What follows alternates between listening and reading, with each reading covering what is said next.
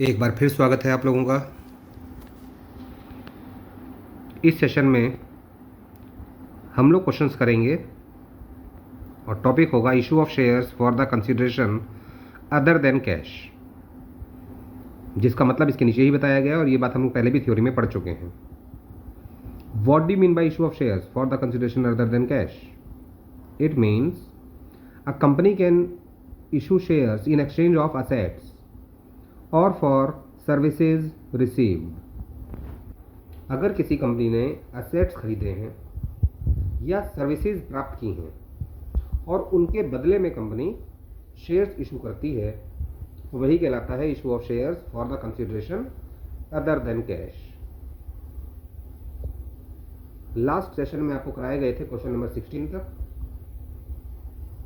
Next question number 17। Sanjeevani limited issued 10,008% preference shares of rupees 10 each to promoters and 5,000 shares of rupees 10 each to underwriters as necessary journal entries। जब भी हम लोग promoters को shares issue करेंगे तो ये business की incorporation cost कहलाती है, जो कि एक प्रकार का प्रीलिमिनरी एक्सपेंस होता है, यानी कि at the formation of the company जो भी कंपनी के एक्सपेंसेस होते हैं ये उनमें से ही एक एक्सपेंस है, इनकॉर्पोरेशन कॉस्ट। क्योंकि ये बिजनेस का एक प्रकार का एक्सपेंस है तो इसे हम लोग करेंगे डेबिट। 10,000 शेयर्स हम लोग इशू कर रहे हैं 10 रुपए का एक, तो कीमत हुई इनकी 1 lakh to 8% preference share capital. That's all. 5,000 shares हमने इशू किए थे अंडरराइटर्स को। ये एक प्रकार का अंडरराइटिंग कमीशन होता है जो हम लोग अंडरराइटर्स को पे कर रहे हैं, लेकिन बदले में उनको पैसा नहीं दे रहे, बल्कि कंपनी के 5,000 शेयर्स दे रहे हैं 10 रुपए का। तो अंडरराइटिंग कमीशन भी बिजनेस का एक्सपेंस है, उसे भी डेबिट करेंगे, क्योंकि ये नियम है, आप लोगों को पता ही होगा बेटा। एक्सपेंसेस को हमेशा डेबिट किया जाता है, इनकम और गेन को हमेशा क्रेडिट किया जाता है। तो underwriting commission account debit 5,000 shares at the rate of rupees 10 each, that means 50,000, और ये बन जाएगी हमारे बिजनेस की लायबिलिटी, जिसकी वजह से अंडरराइटर्स को किया जाएगा क्रेडिट। जब पेमेंट होगी तो अंडरराइटर्स अकाउंट डेबिट 50,000। अगर हम लोग इनको पैसा दे रहे होते तो नीचे दिखाते टू बैंक, लेकिन हमने इनको पैसा नहीं दिया बल्कि कंपनी के शेयर्स इशू किए हैं, जिससे कि कंपनी की कैपिटल बढ़ेगी और कैपिटल बढ़ने पर 8% प्रेफरेंस शेयर कैपिटल को ही क्रेडिट किया जाएगा। That's all. Question number 18।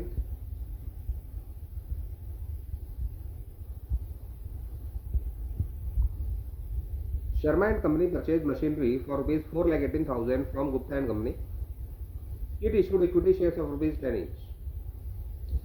each, fully paid in consideration at par। 100 रुपए वाले शेयर्स हमको इशू करने हैं, वो भी सेम वैल्यू पर। 4,18,000 की मशीन खरीदी है, उसके बदले में 5 necessary general entries in the books of Sharma and company. जब हम लोग मशीनरी खरीदेंगे तो मशीनरी अकाउंट को डेबिट करेंगे, क्योंकि एसेट बढ़ने पर डेबिट होता है हमेशा। तो मशीनरी अकाउंट डेबिट 4,18,000, और इस मशीनरी के लिए गुप्ता एंड कंपनी बन जाएगा हमारा वेंडर। वेंडर का मतलब वो पार्टी जिससे हमने एसेट खरीदा है, और ये कहलाता है हमारा क्रेडिटर, अर्थात हमारी लायबिलिटी बढ़ गई 4,18,000 से। जब पेमेंट करेंगे तो गुप्ता एंड कंपनी का अकाउंट डेबिट होगा। और ध्यान रखिएगा बेटा, चाहे आप पेमेंट किसी भी मोड में करें, चाहे उनको पैसा दें, शेयर्स दें, एट पार दें या at premium, Gupta and company का अकाउंट 4,18,000 से ही डेबिट होगा। यानी कि यहाँ पर वही अमाउंट आएगा जो ऊपर आया था सेम। जब इनको शेयर इशू करेंगे तो शेयर कैपिटल बढ़ेगी, जिसकी वजह से नीचे दिखाएंगे तो equity share capital.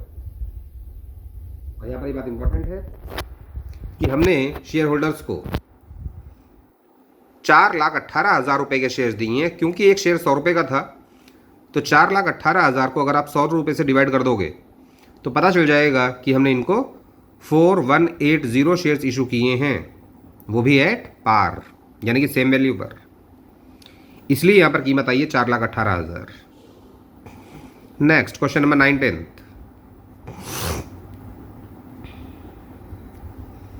A public company purchased assets worth rupees 1,80,000 from S Limited. The payment was made by issuing equity shares of the face value of rupees 10 each. 1,80,000 रुपये के हमने एसेट्स परचेज किए हैं, बदले में 10-10 रुपये वाले शेयर्स इशू कर दिए। और इस बार एक शेयर कितने का है? 10 रुपये का, और 2 रुपये का प्रीमियम भी है इस पर, at a premium of rupees 2 पर शेयर। इसकी एंट्रीज करेंगे। असेट्स को किया जाएगा debit, sundry assets account debit 1,80,000 to, किससे खरीदेंगे ये एसेट्स हमने? From S limited. तो एस लिमिटेड बन जाएगी हमारी क्रेडिटर, यानी कि लायबिलिटी बढ़ गई हमारी, और लायबिलिटी को बढ़ने पर हमेशा क्रेडिट किया जाता है। जब पेमेंट करेंगे तो एस लिमिटेड का अकाउंट डेबिट हो जाएगा, सेम 1,80,000 से। क्योंकि इनको शेयर्स इशू करने हैं तो नीचे दिखाएंगे टू इक्विटी शेयर कैपिटल, और क्योंकि ये शेयर प्रीमियम पर इशू करने हैं तो इसके साथ साथ हमें दिखाना पड़ेगा सिक्योरिटी प्रीमियम रिजर्व। और इस बात ये बात इंपॉर्टेंट है कि नीचे सिक्योरिटी प्रीमियम रिजर्व भी आएगा, क्योंकि शेयर प्रीमियम पर इशू हुआ है। लेकिन ये ध्यान रखिएगा बेटा कि 1,80,000 को हमें 2 हिस्सों में यहां पर दिखाना है। अब जितना अमाउंट आएगा इक्विटी शेयर कैपिटल के सामने, उसका 2 रुपीज़ के हिसाब से प्रीमियम नीचे भी आना चाहिए। यानी कि ये अमाउंट हमें कुल मिलाकर 10:2 के रेशो में डिवाइड करना है। ये जो अमाउंट है 1,80,000, इसको हमें किस रेशो में डिवाइड करना है? 10:2, क्योंकि 10 रुपये का शेयर है और 2 रुपये का प्रीमियम है। तो 1,80,000 को जब रेशो में डिवाइड करेंगे तो रेशो आएगा 10:2, जिसका मतलब होगा 10/12 एंड 2/12। तो 1,80,000 को पहले मल्टीप्लाई करेंगे 10/12 से, तो अमाउंट आएगा 1,50,000। और जब 1,80,000 को मल्टीप्लाई करेंगे 2/12 से, यानी कि 1/6। 2/12 का मतलब होता है 1/6। तो 1,80,000 को जब मल्टीप्लाई करोगे 1/6 से, तो आंसर आ जाएगा 30,000। और ये बात इंपॉर्टेंट है कि हमने शेयर्स जो इशू किए हैं उसकी कीमत 1,50,000 है, और क्योंकि एक शेयर 10 रुपये का था, इसका मतलब 15,000 शेयर्स इशू हुए हैं 10-10 रुपये वाले। और ये बात नरेशन में आपको दिखानी पड़ेगी कि यहाँ पर हमने 15,000 शेयर्स इशू किए हैं। Next question number 20।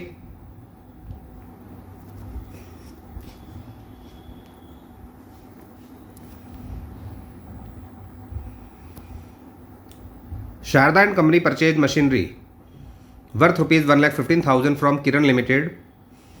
Payment was made as to rupees 10,000 by a cross check, and remaining amount by issue of equity shares of the face value of rupees 10 each, fully paid at an issue price of rupees 10.50 each. ध्यान दीजिएगा बेटा, 1,15,000 रुपये की हमने machine खरीदी है, जिसके बदले में 10,000 का तो हमने एक चेक इशू कर दिया। क्रॉस चेक का मतलब सीधा अकाउंट में जाएगा। वो चेक जिसे कैश नहीं कराया जा सकता, जो सीधा अकाउंट में डिपॉजिट होता है, वही कहलाता है क्रॉस चेक। और बाकी रिमेनिंग अमाउंट के लिए हमने 10-10 रुपये वाले शेयर इशू किए हैं, और ये शेयर इशू हुआ है 10.50 ईच में, यानी कि 50 पैसे का इस पर प्रीमियम भी है। अगर 10 रुपये का शेयर 10.5 रुपये में हमने बेचा है, तो इसका मतलब 50 पैसे का प्रीमियम है यहाँ पर।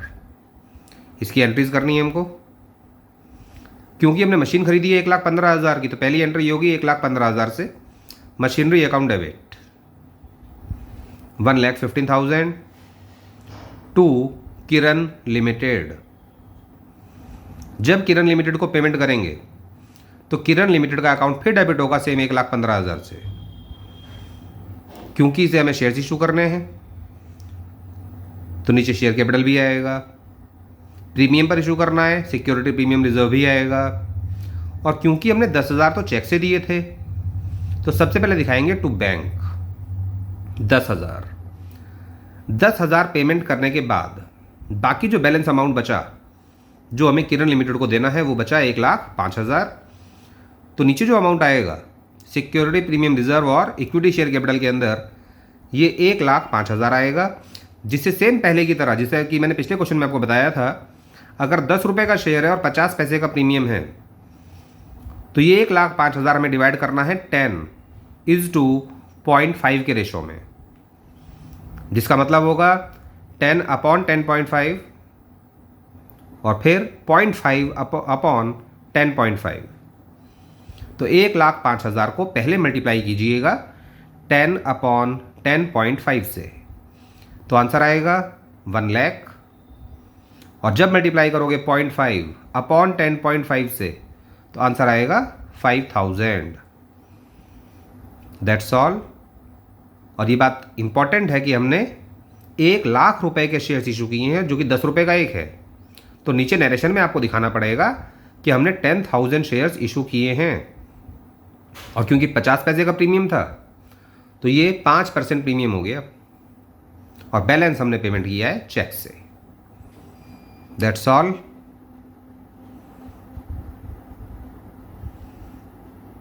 Next,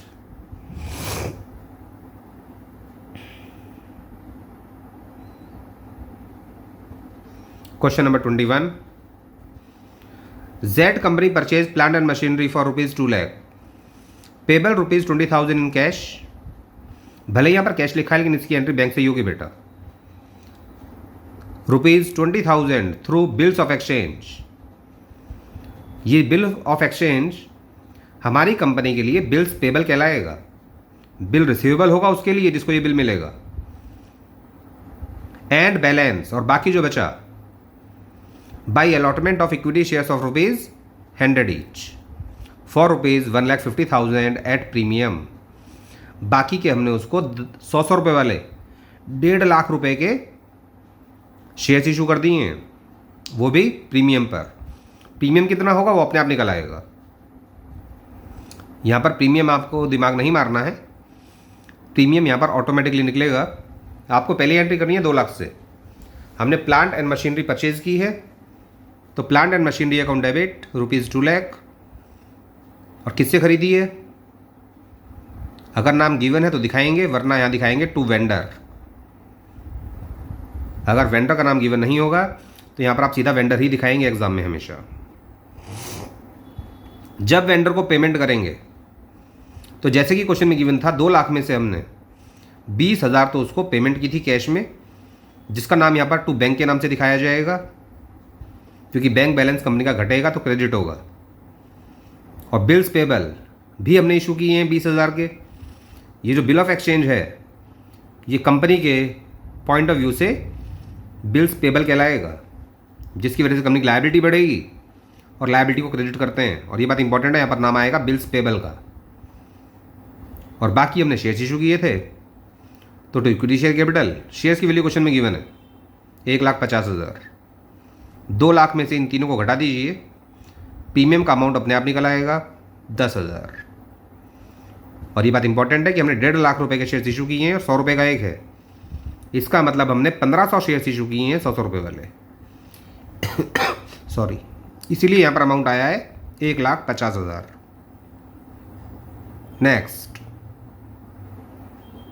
question number 22।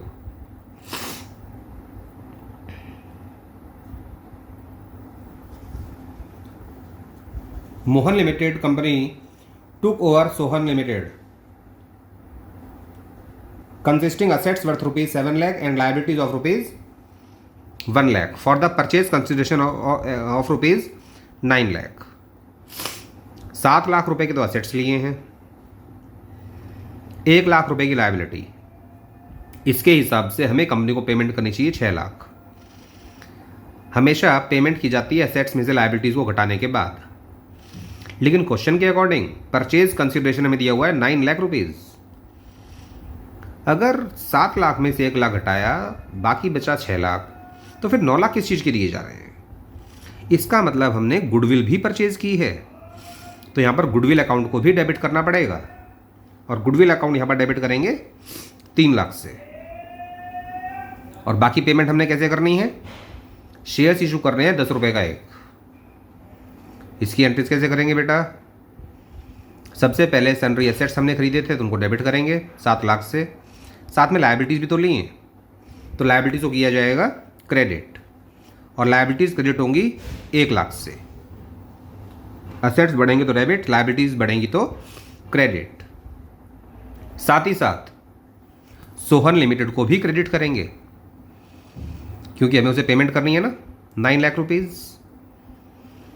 तो टोटल 10 लाख में से जब 7 लाख आप माइनस करोगे तो डेबिट साइड में आपको दिखाना पड़ेगा गुडविल अकाउंट, और ये आएगा 3 लाख से। लॉजिक के हिसाब से मैंने आपको समझाया था कि 7 लाख के असेट्स और 1 लाख की लायबिलिटीज़, तो पेमेंट होनी चाहिए 6 लाख, लेकिन अगर पेमेंट की जा रही है 9 लाख, तो इसका मतलब 3 लाख रुपए हमें एक्स्ट्रा देने पड़ रहे हैं, और ये एक्स्ट्रा अमाउंट जो है ये गुडविल का अमाउंट है।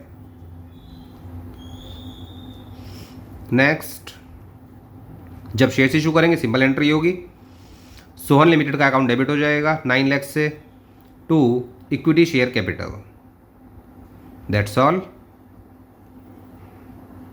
क्वेश्चन नंबर 23,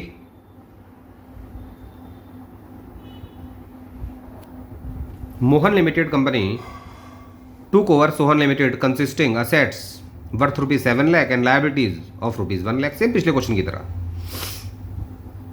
7 लाख के असेट्स लिए हैं, 1 लाख की लायबिलिटीज ली हैं, पेमेंट होनी चाहिए 6 लाख। इस बार गिवन है कि परचेज कंसिडरेशन है 4 लाख। इस बार तो कंपनी को फायदा हो गया, और इस प्रकार का जो भी प्रॉफिट होता है जिसे बोलते हैं नॉन ट्रेडिंग प्रॉफिट, ये प्रॉफिट जाता है हमेशा कैपिटल रिजर्व में, क्योंकि हमें पेमेंट करनी चाहिए 6 लाख, लेकिन हम लोग पेमेंट करेंगे 4 लाख, और बदले में शेयर इशू करने सेम पहले की तरह। तो पहली एंट्री में आपको चेंज देखने को मिलेगा थोड़ा सा। यहाँ पर सन्ड्री एसेट्स डेबिट होंगे 7 लाख से, लायबिलिटीज़ क्रेडिट होंगी 1 लाख से, और साथ ही साथ हमें सोहन लिमिटेड को भी लायबिलिटी के रूप में दिखाना पड़ेगा 4 लाख से, क्योंकि हमें उसे पेमेंट करनी है।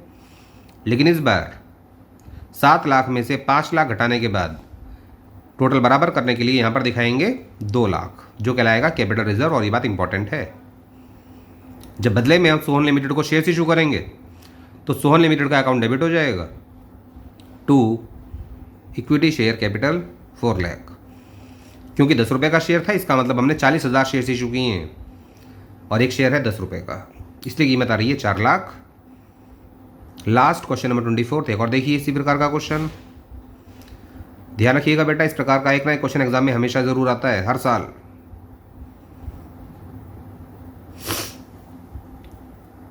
निखिल कंपनी ने परचेज किया है running business from Sonia company for a sum of ₹22 lakh, यानी कि बदले में हमें उसे 22 लाख रुपए देने हैं by issuing 20,000 fully paid equity shares of ₹100 each at a premium of 10%।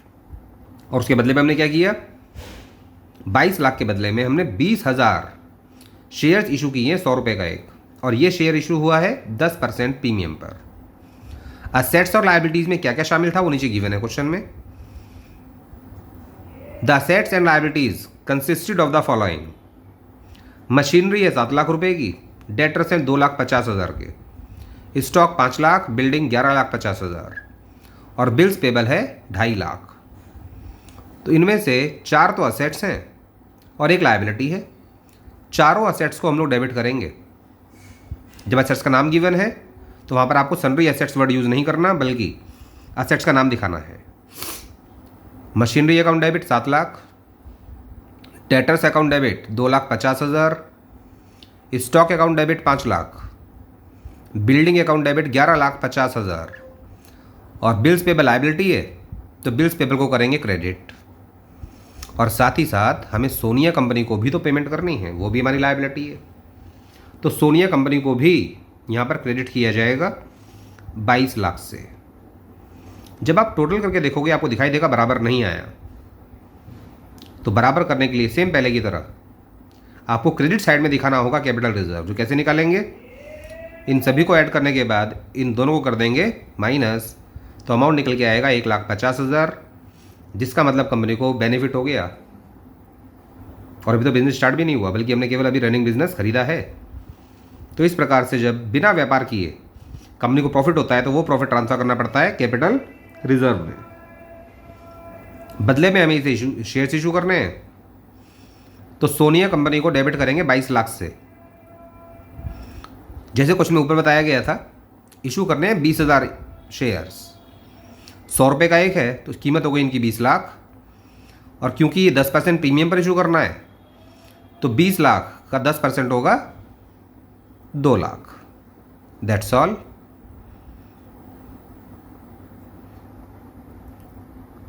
Next type के वीडियोस में आपको अलग क्वेश्चन देखने को मिलेंगे।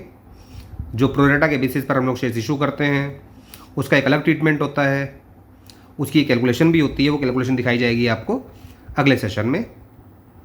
तब तक के लिए गुड बाय।